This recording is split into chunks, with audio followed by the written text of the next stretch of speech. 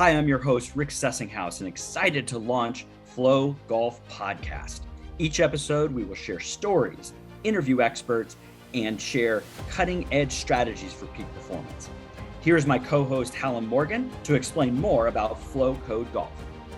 Thanks, Rick. Flow Code Golf is a framework of strategies, principles, and techniques that take us from fear to the state of flow, the state of optimal performance, and the zone where we play our best golf. You can find out more about Flow Code Golf at www.flowcode.golf. And I just want to finish up by saying this podcast is as much your podcast as it is ours.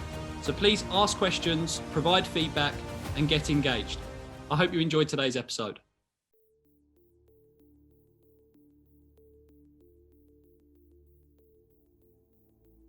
Welcome back, all listeners, to the Flow Golf Podcast. Rick, I'm so excited to discuss what is, in some sense, an important flow trigger, competitiveness.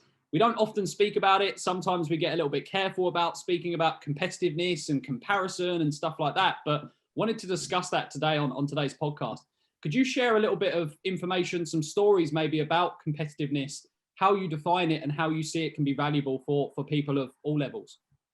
Yes, and I think you just mentioned it. It's a word that I think is getting diluted throughout the last 10 years. I grew up in a very competitive household with sports and even academics, and competitiveness as I grew up, there was certainly about winning and losing. You went to a football game, and if you lost, you lost. And it was a very simple, clear definition of winning and losing.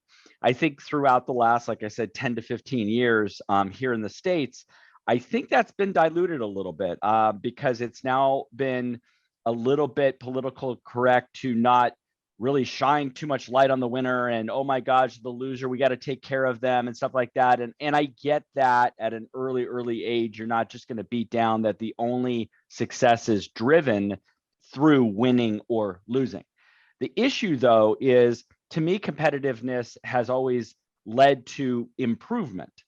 So if I looked at myself and I said, I just lost that football game, or I just shot 78 in the junior tournament and I lost, I first look at, was that the best version of me out there? Did I do my best? And sometimes that answer is no, I did not. I made a mistake here. I threw an interception here. I had 2-3 putts. I believe that's a very powerful question to just say, hey, there is now a gap that I can shrink, a performance gap, I call it, that I can get better at, and not to gloss it over. It's like, well, you don't always win. You don't. And I think we have to be careful of just, like I said, diluting the competitiveness of pushing ourselves. To me, competitiveness is about adding challenge, taking on challenge from an internal view first. Certainly there's external competitiveness of, did I win or lose? Totally get that. I'm looking at it from a standpoint of, was I better today than I was yesterday? And that could be through a score. It also could be what you and I talk a lot about with the different processes of, hey, I committed to 80% of my shots today. I stayed composed today. To me, that's a level of competitiveness. I want to be better today than I was yesterday. And I think it's fine to want to compete and want to win. I think that's, in the United States, I think that's what's built a lot of our success as a country is to push the limits and get better. Back to kind of golf and, something that I've admired with Collin Morikawa for all these years is as a young junior, part of my coaching was always to compete with him at the end of a lesson and end of a session. And it might be, hey, closest to the hole for a chip shot or a putt, or hey, who can hit the straightest drive, or whatever that may be. And again, the age of 8, 10, 12, 14, what most impressed me about him is he took on the competition. And it wasn't in a big grandiose way. It's just like, hey, Collin, closest to the hole, let's go. And he's like, okay.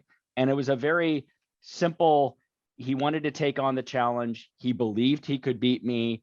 And whether he did or not was almost irrelevant in the moment, is that it's taking that challenge on, which sparks focus, which sparks creativity, which sparks childlike, which a lot of the flow triggers that you and I talk about, it was already built into this idea of competing.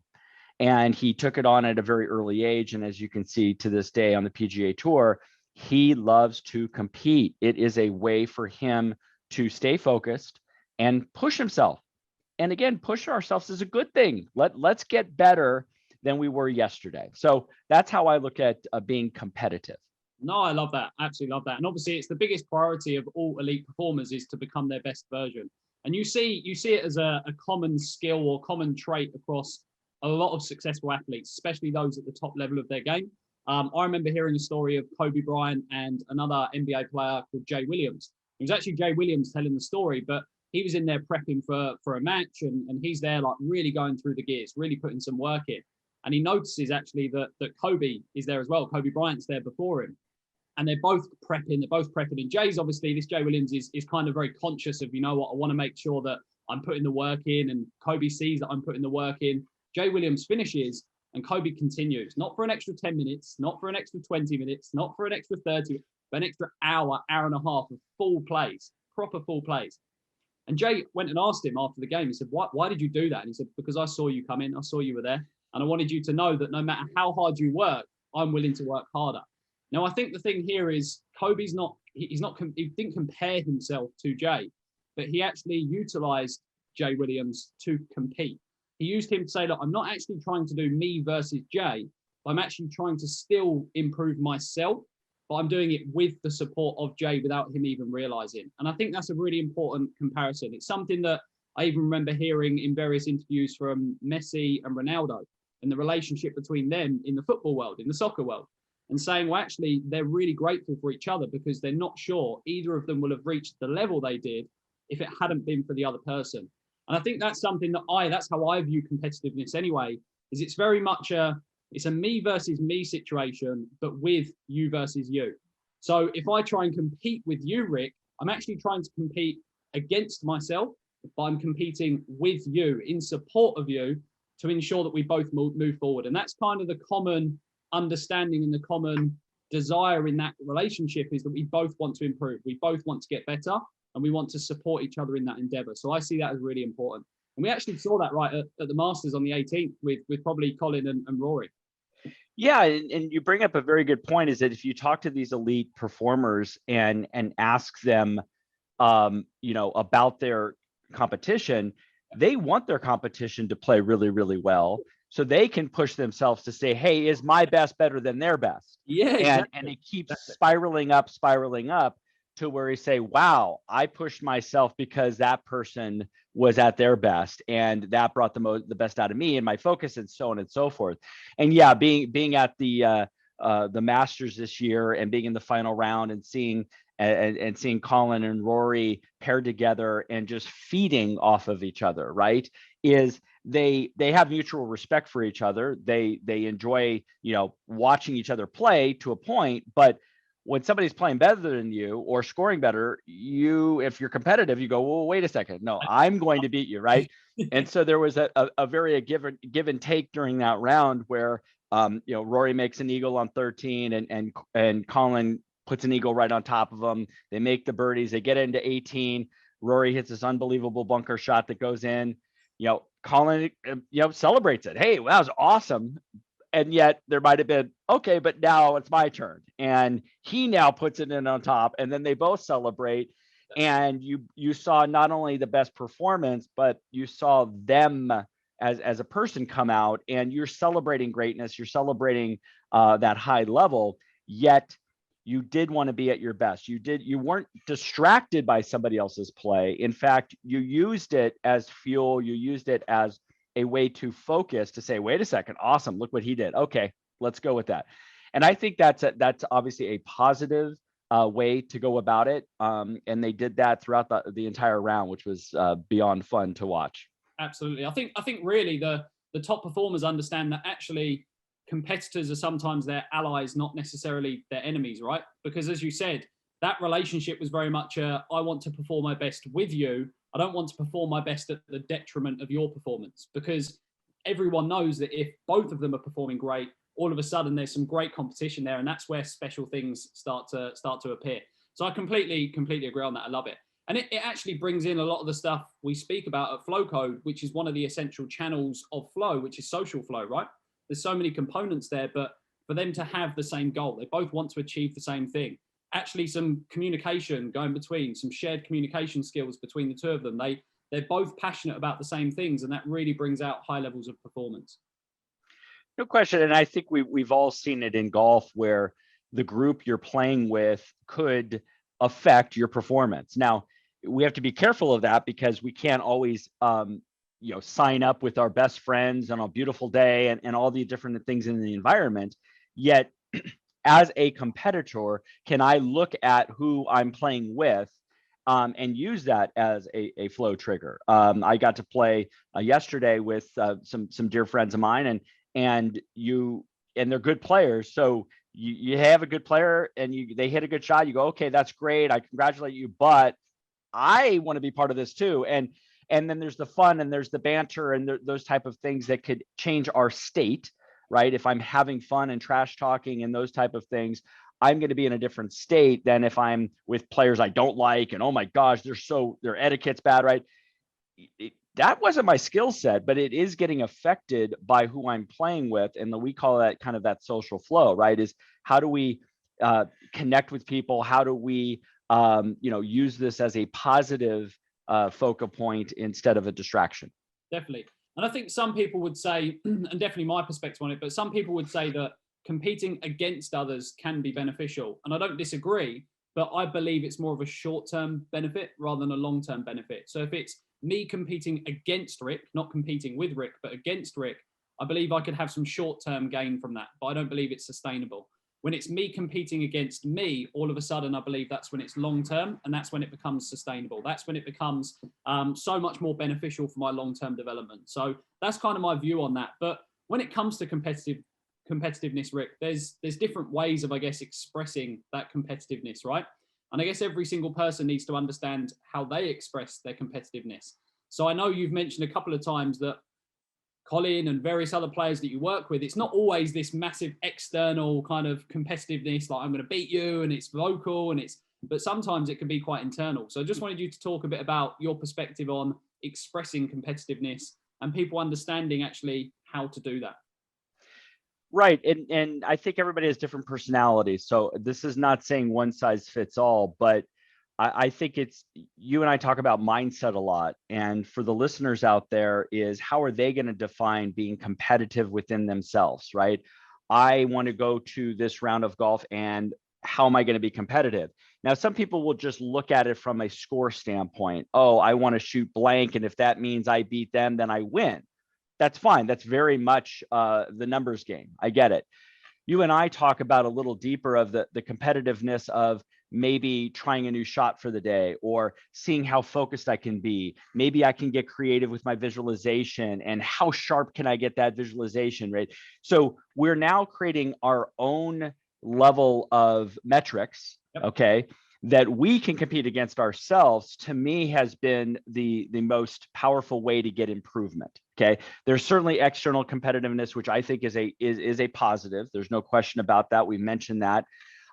Yet when we look at it, we're going to go step to the first tee.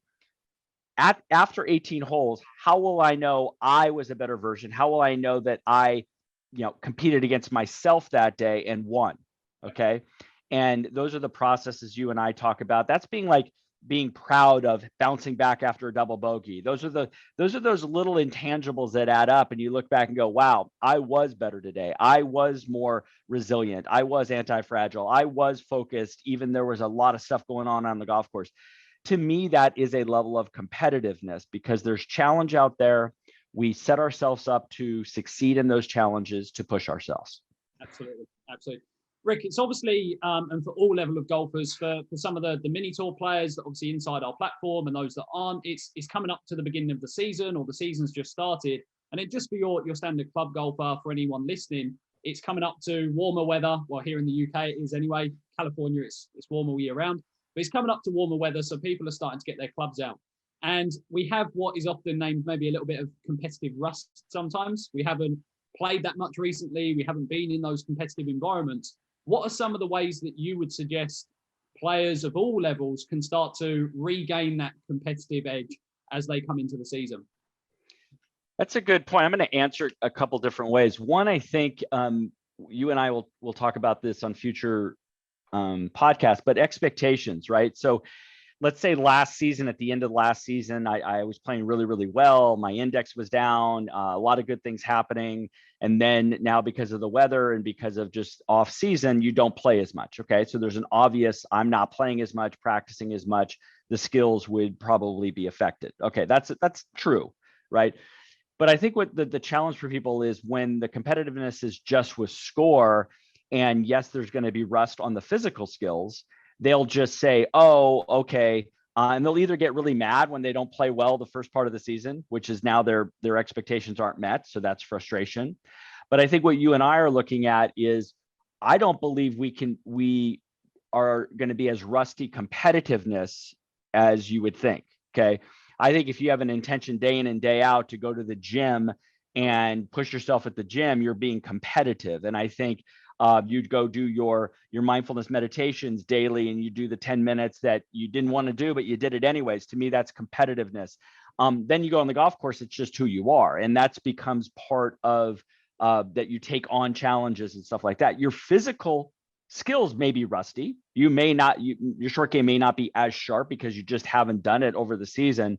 But I'm a big believer that every day you can be competitive with yourself and then bring that out to the first tee.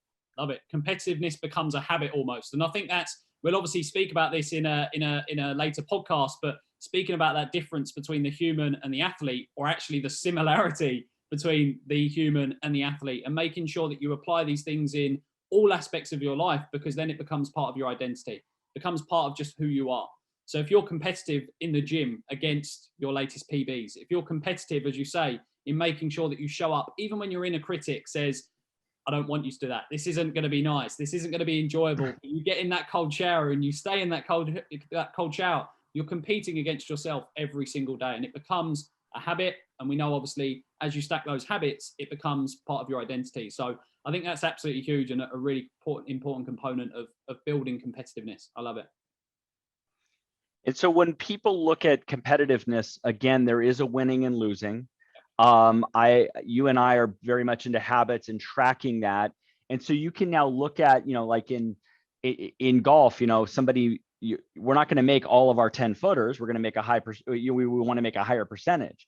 But to me, we want to get a little bit better every single day, and tracking those things, I think, is important, or at least journalizing. Hey, did I do the things I said I was going to do? And I think that helps not only our competitiveness, but as we've talked about in past and we will talk in future about confidence, right? Confidence also comes from doing the things you say you're going to do, whether it's at the highest level or not, is you now are congruent with who you want to be. And I just think the competitiveness is giving yourself a little bit of a push. I think the last thing I want to talk about is competitive doesn't mean you put your these goals out there that are too big too early. Some of the research that I've read is, if I can push a player 1 to 4% outside of their current comfort zone or skills, they're more likely, one, to be focused, and two, there's a belief like, yeah, I think I can do it, but it's gonna have to push myself.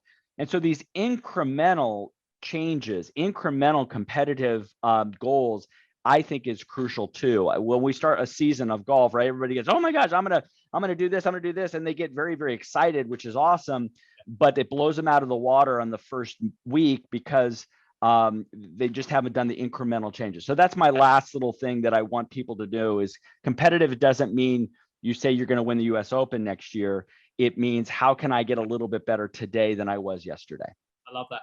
And equally, I'm not going to try and compete with my iron play against Colin Morikawa, let's be honest. But it comes down to, and it kind of brings the conversation of environment and associations into play. Being very conscious about who you're spending time with, and are they the right competitor in order to help you both become your best version.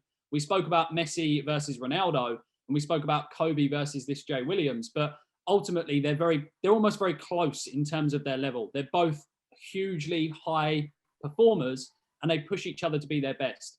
But the reason they push each other to be their best is because they know both on their best day, they can be better than one another. It's always this kind of back and forth. And I think that's something that's really important on the competitiveness side. To create this ideal competitive environment, we need to ensure that we're matching ourselves and spending time with those that create that environment for competitiveness. They don't create that environment of too much kind of, I will say, detrimental comparison, where there's a huge gap between the two of you, and then one person feels a little bit demotivated almost. You actually want, and it comes, I guess, back to talking about flow and talking about the challenge versus skills balance, right? Making sure that your skills both match one another, because then we know the challenge is going to be just about right to get you both into that flow zone. So I think that's vital. Yeah, and I think again the key word is challenge. You on our platform, you've done a great job. We have this 21-day challenge. It's called 21-day challenge, right? So each day you're challenging that golfer to become a better version and to compete against themselves, and then by 21 days they look back and they go, wow, I accomplished a lot. And it was all these little things that added up. And I think that's what we want from our students and our clients is, I'm a big believer in that a golfer will start to self-coach themselves. That's a good thing. That takes you take ownership, you take accountability. You certainly want to get information and knowledge from experts like you and me, yet I want them to be able to get up in the morning and go, man, I can't wait to do this, right? To me, that's the competitiveness that is what I'm searching for with players. Yes, it's easy to say, hey, I'm going against this person, I want to beat them. Awesome, good. But I am a big believer in the internal competitiveness of day to day. Love it. Love it. Rick, pleasure as always. Really enjoyed that podcast speaking about competitiveness and how we can both train it to some extent and then also leverage it for our benefit to create our best version. So thanks again. Thanks all for listening, and we'll catch you soon.